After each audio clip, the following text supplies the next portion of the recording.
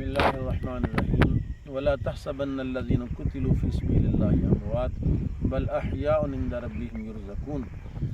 رب تعالیٰ کا قرآن کہتا ہے کہ شہید زندہ ہے، اس کو مردہ کہنا بھی نہیں اور اس کو مردہ سمجھنا بھی نہیں، بلکہ وہ زندہ ہیں اور اللہ تعالیٰ کے ہاں ان کو رزق دیا جاتا ہے۔ آج ایک شہید کی خدمات کو خراج تحسین پیش کرنے کے لیے ہمارے استاذ گرامی مولانا قاسم علوی صاحب لاہور سے تشریف لائے اور ان کی معیت میں ہمیں موقع ملا کہ دریائے راوی کے اندر کھڑے ہو کے، ابھی یہ دریا کے اندر کھڑے ہیں، دونوں طرف اس کے کنارے جو ہیں پانی پلی طرف چلا گیا، کبھی ادھر آ جاتا ہے کبھی ادھر چلا جاتا ہے، تو اتنا تیز پانی تھا اور اس نے شہید نے دریا کے اندر آ کے پل کے نیچے اس پل کو اڑایا اور پاکستان کی حفاظت کی۔ تو شہید اللہ تعالیٰ کی بارگاہ اقدس میں جب جاتا ہے تو اس کو جب شہادت ملتی ہے تو اس وقت وہ رب تعالیٰ کا دیدار کرتا ہے، یعنی اس کو جب شہادت کا وقت ہوتا ہے درد نہیں ہوتا، بالکل اس کے جسم پر جو زخم ہوتے ہیں وہ زخم نہیں ہوتے، بلکہ وہ جناب سیدنا یوسف علیہ السلام کی اس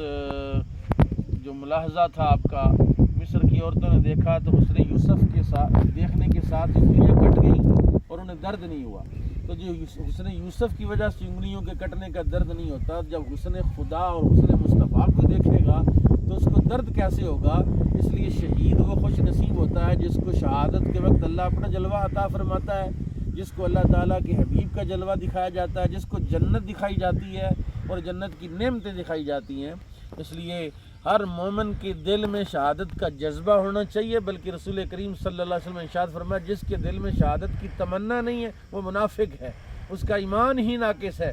شہادت کی تمنا ہر مومن کے دل میں ہونی چاہیے کہ اللہ مجھے شہید کی موت نصیب فرمائے۔ ابھی میں آپ کو دکھاتا ہوں کہ ہم دریائے راوی کے بالکل اندر کھڑے ہیں اور بڑا خوبصورت منظر ہے، یہ ساتھ انڈیا پرلی طرف نظر آ رہا ہے آپ کو، اور یہ پاکستان ہے، بیچ میں یہ دریا ہے، اور اس دریا سے پرلی جانب ہمارے پاکستان کی زمینیں ہیں، ہمارے ذمہ دار وہاں جا کے کھیتی باڑی کرتے ہیں، اور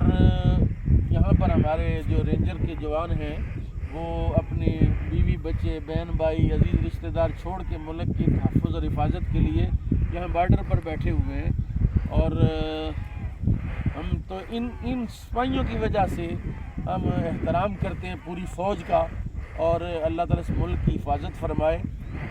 ابھی ہم نے دیکھا کہ اس دریا کے پرلی جانب ہمارے جانور پاکستان کے سینکڑوں کی تعداد میں جانور لوگوں نے رکھے ہوئے ہیں اور وہ لے کے جاتے ہیں۔ انڈیا نے پرلی طرف باڑ لگائی ہوئی ہے، لہٰذا انڈیا میں جا نہیں سکتے، لہٰذا وہ سارا دن یہاں چرتے ہیں۔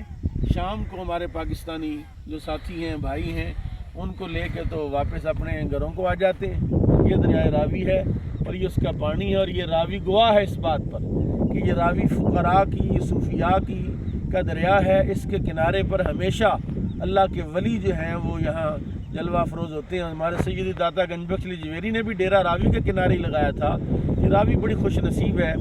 اور ہماری خواہش دعا ہے کہ اللہ تعالیٰ اس راوی کو اس طرح بحال فرمائے جس طرح سیدنا داتا گنج بخش علی جویری کے دور میں بحال تھی۔ اس کا پانی ہمیں پاکستان کو ملے، عوام کو ملے، لوگوں کو ملے۔ یہاں پر جا کر راوی پھر انڈیا میں چلا جاتا ہے۔ یہ جو پانی آ رہا ہے یہ پانی بھی انڈیا نے آگے جا کے تو بند کر لیا ہے، آگے راوی بالکل خشک ہے۔ تو ہماری خواہش ہے دعا ہے رب تعالیٰ کی بارگاہ میں کہ پیچھے جہاں انہوں نے ڈیم بنایا ہے، جہاں اس کو روکا ہے، کنورٹ کیا ہے، اللہ تعالیٰ کو مہربانی فرمائے، اسباب پیدا فرمائے، اس راوی کو دوبارہ آباد اور شاد فرمائے، اس کے دونوں کناروں کو آباد اور شاد فرمائے۔ اور آج بڑا خوبصورت منظر ہے، خوبصورت ماحول ہے۔ اللہ تعالیٰ شہداء کے صدقے ہمارے خواہشات کو، ہماری نیک تمناؤں کو پورا فرمائے۔ السلام علیکم ورحمۃ اللہ۔